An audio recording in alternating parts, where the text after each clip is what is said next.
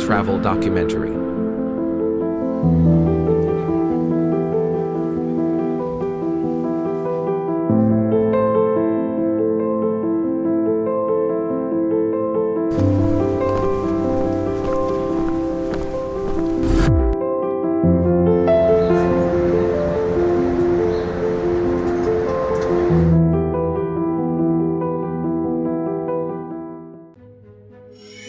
We infiltrated the part of Tacoma they don't show you on postcards.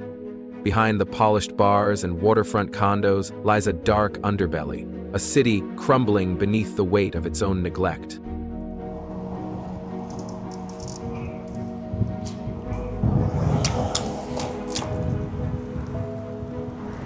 Tents line the sidewalks just steps away from tech offices and trendy cafes. The air is thick with the stench of decay, mixed with the faint cries of those forgotten. You'll hear coughing, see needles, and feel the chill of a society that stopped caring. Tacoma isn't dying from poverty, it's dying from indifference. Stay until the end as we expose the system, share raw testimonies from the streets, and show you footage that's never made it to the news. What you'll see is what they tried to hide. Number 1. Tacoma's slow collapse. Before I found myself standing in the snow, witnessing a woman giving birth in a tent, I had no idea how close Tacoma was to the edge. But this collapse, it didn't happen overnight. It crept in like a slow fog, rolling through the streets, seeping into every crack of the system. To understand what's happening today, we have to rewind, not centuries, just a few decades. Back then, Tacoma was alive, a bustling port city on the edge of Puget Sound, filled with the sound of cranes, container ships, and working men and women clocking in before sunrise. Immigrant families from Vietnam, Samoa, Mexico, Ethiopia, they all came here with calloused hands and fierce dreams. They built restaurants, ran markets, started bands. Street art bloomed on downtown walls. It wasn't fancy, but it was home. And more importantly, it was possible. Possible to survive. Possible to thrive. Then, somewhere along the way, the ground began to shift. At first, it was subtle. Factories closing, jobs outsourced, people started commuting longer for less. Then came the housing crunch. In just 4 years, from 2020 to 2024, the average rent in Tacoma surged by over 30%. That's not just numbers, that's families forced out of their homes. In neighborhoods like Hilltop and Eastside, longtime residents began packing up, unable to afford the place they'd called home for generations. And as people fell through the cracks widened. The pandemic slammed into Tacoma like a wrecking ball. Over 15,000 jobs vanished in under 6 months. Restaurants closed, small shops shuttered. The city tried to help, but the safety nets weren't designed for a crisis this deep.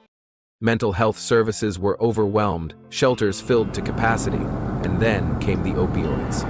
Tacoma, like much of Washington state, became an open field for fentanyl. According to the state's Department of Health, fentanyl deaths tripled between 2021 and 2024. You could see it on the streets. People slumped in bus stops, overdosing in public parks, tents marked with red tape after medical emergencies. It was no longer a homelessness crisis. It was a humanitarian emergency. In 2025, over 38,000 people are unhoused across Washington. More than half of them are without shelter, sleeping in cars, tents, under bridges. In Tacoma alone, unsheltered homelessness has increased by nearly 20% just in the past year. The thing is, this isn't just about numbers, it's about people. It's about the nurse who lost her job and now lives in a van parked behind the hospital she used to work at. It's about the former firefighter who sleeps in a tent with frostbite on his fingers. It's about the 13-year-old girl who hasn't done homework in months because her family doesn't have Wi-Fi or a roof. But here's what hurts the most. Tacoma didn't fall in flames. It didn't burn down like a city in chaos. It fell quietly, with budget cuts, with rent notices, with "sorry, we're full" signs outside overcrowded shelters. It fell every time someone looked the other way. And now, the fall is complete. not in some dystopian end-of-the-world sense, but in the real, raw way cities decay, when their most vulnerable are left to fend for themselves. And as I stood there, filming, watching the city breathe cold and broken in the middle of winter, I realized this isn't a documentary about poverty, it's a warning. Because if Tacoma, a once thriving city built on hard work and community, can end up like this, then no city is truly safe. Number 2. Faces of the Forgotten. You can walk by 100 tents and never know the stories inside. But behind every blue tarp, every rusted-out van, there is someone holding on, not just to survival, but to dignity. I met Emily on a Tuesday afternoon. She was 19, maybe 20, wrapped in an oversized hoodie, standing barefoot on the icy gravel beside a white Chevy box truck. It hadn't moved in months. Inside, it was home. Her little brother, 8 years old, was curled up in the back, drawing dinosaurs on a pizza box with a broken pen. Their parents died last spring, fentanyl overdose. Both of them same week. Emily said it like someone who'd had to repeat it too many times. They went to sleep and didn't wake up. No rage, no tears. Just a kind of quiet that punches harder than any scream. She dropped out of school to take care of her brother, lives off canned goods from the food bank, tries to keep him warm at night using hot water bottles from a nearby church. "We move the truck sometimes so the cops don't ticket us," she said, "but it's hard. It barely starts now." What struck me most? She wasn't asking for sympathy. Just a job, a place to park legally, maybe a future. Then there was Miguel, 57 years old, skin leathered by sun and salt air. He used to work the docks. Port of Tacoma, crane operator for over 20 years. Laid off during the second wave of automation. He thought it was temporary, that the union would call him back. They never did. Now he lives under the Highway 16 overpass. His tent, perfectly swept, boots lined up outside, and taped to the inside wall, a manila folder. Inside, 6 printed copies of his resume. "I hand one out every week," he said. Never know who might be hiring. He talks about the port like it was sacred, the ships, the Hume of machinery, the men who called him Migs. Now he says he gets more rats than visitors. "I still shower at the mission, I still shave. Can't let yourself go. The second you let go, you're not getting back up." He's not addicted, not mentally ill. He's just forgotten. One bad break and the system never caught him. And then there's this strange, heavy silence that falls after each interview, because when the camera stops rolling, they don't disappear. They go back to their corners of the city, to the trucks, the tents, the shadows, but their stories stay with you. Tacoma is full of Emilys and Miguels, people who were never supposed to end up here. People who followed the rules, worked hard, loved their families, and still lost everything. Not because they failed, but because the system did. In a country as rich, as vast, as proud as America, how is it that a child is sleeping in a box truck next to a frozen park? How is it that a man with 2 decades of union labor is now cooking soup on a camp stove under a freeway? The truth? Most of us are closer to this line than we'd like to believe. One missed paycheck, one emergency room bill, one overdose in the family, and suddenly, you're not watching the story, you are the story. So we keep filming, not because it's comfortable, but because these lives deserve to be seen, not as statistics, not as burdens, but as people. People who, despite everything, still hold on to hope. Even if it's folded up in a resume, even if it's drawn in crayon on a cardboard box. Number 3. Postcards and Needles. Tacoma is beautiful. That's the first thing that strikes you. It shouldn't be the setting for a crisis. The sky opens up over wide stretches of Puget Sound. There are pine trees older than the city itself, and sunsets that bleed orange across the water like oil on canvas. But this isn't a postcard. This is a place where beauty and brokenness exist side by side. Let me show you. We begin in the heart of the city, the theater district. On one block, you'll see street performers, boutique cafes, and walls covered in massive, breathtaking murals. Every color, every culture. It's art that tells a story of identity, of resilience, of joy. But take a few steps around the corner, into the alleyways behind Commerce Street, and the story changes. Tents, tarps, human waste, people huddled under staircases trying to stay invisible. The mural says, "We rise together," but no one's rising here. Next stop, Point Defiance Park. Tourists flock here for its 500 acres of forest, its flower gardens, its zoo, its beach, and yes, it's stunning. You hear the laughter of children, seagulls, the gentle rustle of trees, but take a turn off the main trail, just past the bluff, and the forest hides something else. Trash bags, abandoned strollers, used needles glinting in the soil like broken glass. This is what happens when shelter is full, when detox beds are scarce, when safety is a luxury. Nature is healing, but for some, it's also the last place to disappear. We drive through Stadium District. Rows of historic mansions, Victorian porches, classic Americana. They look untouched, like time never got here. But behind the high hedges, just down the slope, there's a ravine where a group of unhoused elders have built a small camp. One woman there is 73. She used to live 2 blocks away until her rent tripled and her landlord sold the building. She says she still walks by her old place just to remember what warmth felt like. Tacoma is a city of dual realities. On one side, beauty, history, potential. On the other, suffering hidden in plain sight. It's like walking through a museum where every exhibit has a back room nobody talks about. And the truth is, some tours were never meant for Instagram. But you're on one of them now. We don't blur the pain, we don't cut away when it gets uncomfortable. Because if we only look at the murals and not the alleys behind them, if we only post the beaches and not the needles buried in the sand, then we're not seeing the full picture. Tacoma isn't just a city in crisis. It's a city in conflict with itself. A city torn between its postcard self and the parts it doesn't put on the brochures. But maybe that's what makes this place so human. Because don't we all have parts we hide? Let me take you to one more spot, just one. It's a viewpoint on the edge of town. You can see the whole city from here. The port, the bay, Mount Rainier in the distance. At sunset, it's almost too beautiful to believe. But if you turn around, just behind the overlook, there's a single tent. Blue, weather-worn, smoke curls up from a camp stove. And in that moment, you realize, paradise was never lost. It was just unevenly distributed. Number 4, when policy hurts, here's a number, $6 million US. That's how much emergency shelter funding Tacoma received in its latest federal assistance package.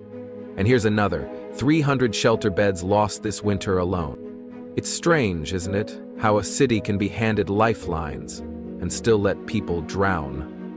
Why were these beds, the only safe space for hundreds, cut from the budget?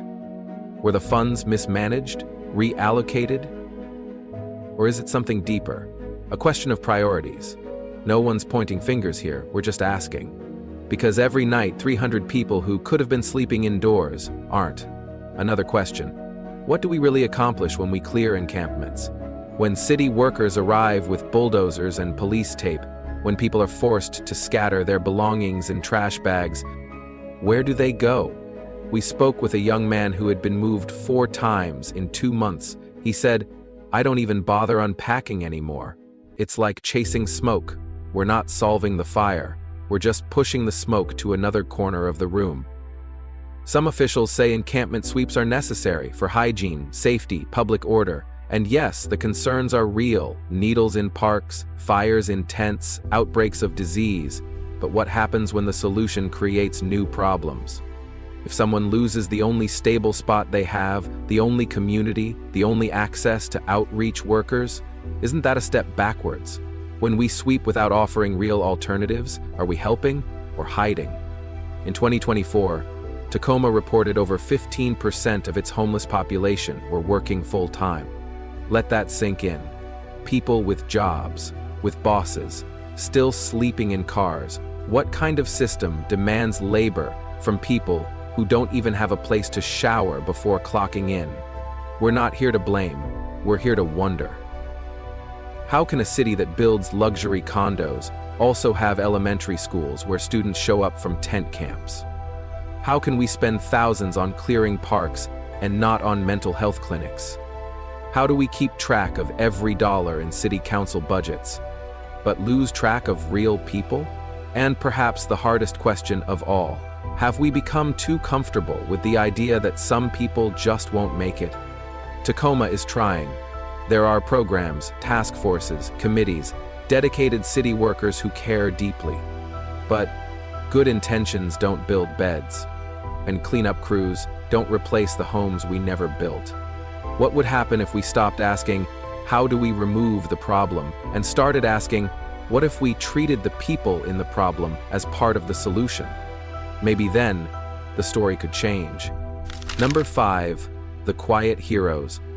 They don't wear capes, they don't have foundations named after them, they won't be trending on social media tonight, but they show up every single day, and in a city on the edge, sometimes that's what saves lives. Meet Jasmine. She works as an outreach coordinator for a nonprofit downtown. She doesn't have a car, so she walks, on foot, 12 hours a day. Rain, wind, ice, it doesn't matter. With a heavy pack on her back, stuffed with socks, thermal blankets, Narcan kits, and peanut butter sandwiches, she moves street by street, camp by camp. She doesn't knock on doors, she pulls back tarps, calls out names, checks pulses, hands out hope, one fleece blanket at a time. I'm not solving homelessness, she tells me. I'm just keeping people alive long enough to see another solution. And that, in itself, is a kind of heroism. Then, there's Reverend Thomas, a 65-year-old pastor with a modest brick church on the south side. He could lock his doors at sunset like most churches do. Instead, every night he leaves them open.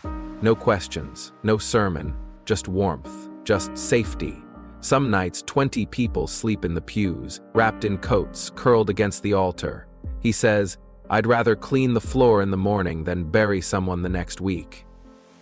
He's not funded, he's not insured for it, but in a city where over 200 people die each year on the streets, he's chosen not to look away. And then there's Renee, a retired nurse who spends her afternoons driving through encampments with her trunk full of first aid supplies. She's patched up infected wounds, given CPR, held the hand of a man overdosing until the ambulance came, all on her own dime. When I ask her why she keeps doing it, she shrugs. Because somebody should. There's something powerful about these people. They don't have $6 million budgets. They don't get standing ovations. But they're here, holding the line where systems collapse, filling the gaps between policy and reality, becoming, without ever saying it, the last safety net. They are teachers, nurses, social workers, pastors, students, not politicians, but in their own way they lead. Maybe hope doesn't look like a new skyscraper or a press conference. Maybe it looks like a woman walking 12 miles with a backpack full of blankets. Maybe it sounds like a church door clicking open when every other door is closed. This documentary doesn't end in triumph, because the work isn't finished. But it does end with truth. That in Tacoma, in every city like Tacoma, there are people fighting for light in the darkness. And maybe the real question isn't what went wrong. It's, what are we going to do now that we know? Because once you've seen it, you can't unsee it. You can't unknow it. And maybe, just maybe, you won't walk past it again. They're not officials, but they save lives. And that matters more than we will ever know. Number 6, a city torn in two. It's easy to talk about the system, about policy, about funding, about what government should do. But what happens when even the people start giving up? What happens when a community no longer agrees on what help looks like? I spoke to Brian, a local coffee shop owner on Pacific Avenue. He's been running his family's business for 15 years. He knows the names of most of his regulars. He knows which high school their kids go to. And he also knows the name of the man who stole his register last fall. "It's not that I hate homeless people," Brian said, "but my shop got broken into 3 times last year.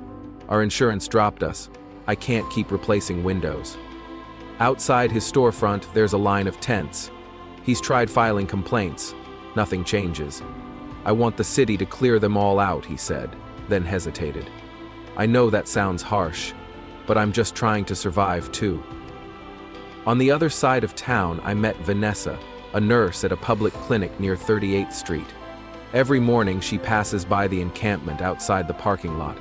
Some of the people there she's treated before: wound infections, frostbite, overdoses. She carries Narcan in her purse. She leaves food in a bin by the dumpster. But she also walks quickly with her keys between her knuckles. "I want to help," she told me, "but I'm scared. I've been followed to my car twice. One guy screamed at me when I said the clinic was closed. I get it, he's in pain, but I'm human too. These aren't villains. These are neighbors, caught in the slow, grinding tension between compassion and exhaustion, between the instinct to help and the very real feeling of being overwhelmed. It's easy to say we should do more. Harder when your child walks past needles on the way to school. Harder when your rent is rising, your work hours shrinking, and you feel like you're only one step away from the tent yourself. So, what do? You want to care, but you're tired. You want to believe in second chances, but you lock your doors twice now. You vote for shelter funding.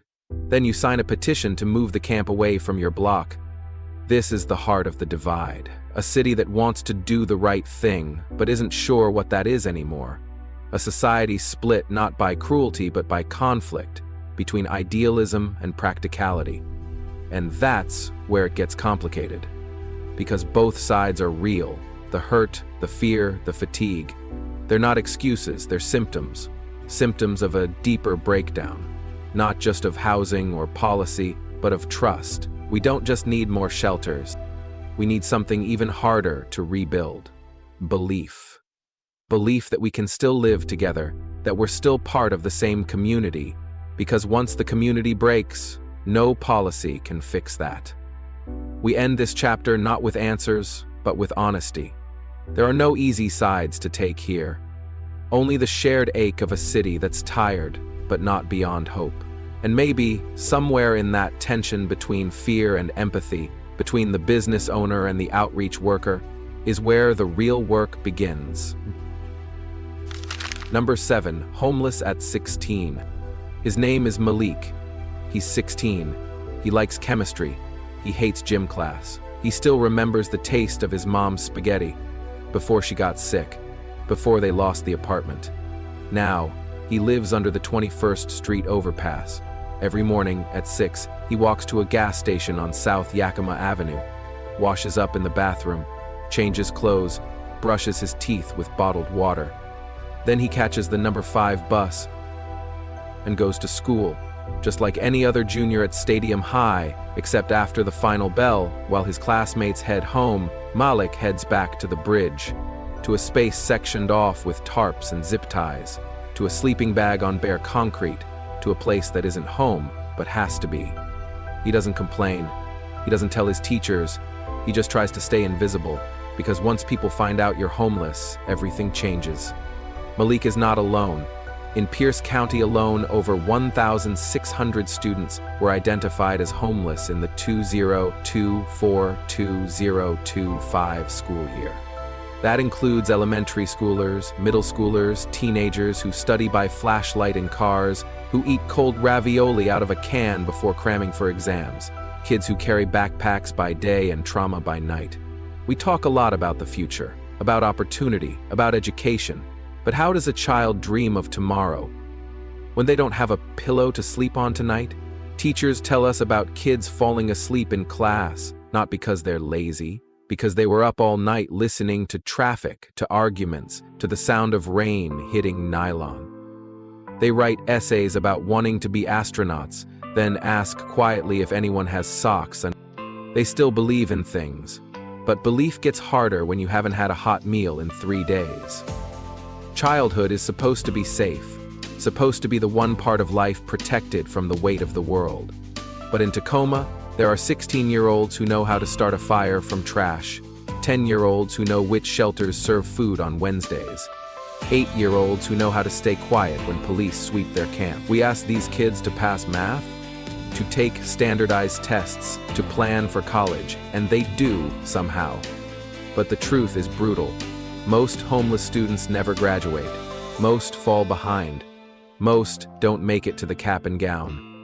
Not because they're not smart, but because poverty is a full-time job. And still, there's a kind of defiant hope in them. Like Malik, who told me, "I'm going to graduate. I don't know where I'll sleep next week, but I'm going to graduate." He said it with fire, with certainty, as if he could will his way out of the system by sheer willpower alone. I believed him. I still do. But we shouldn't have to rely on that kind of strength. A 16-year-old should not have to be a survivor just to become a student. A child should not need resilience just to have a place to dream, because when we fail our children, we fail ourselves. A.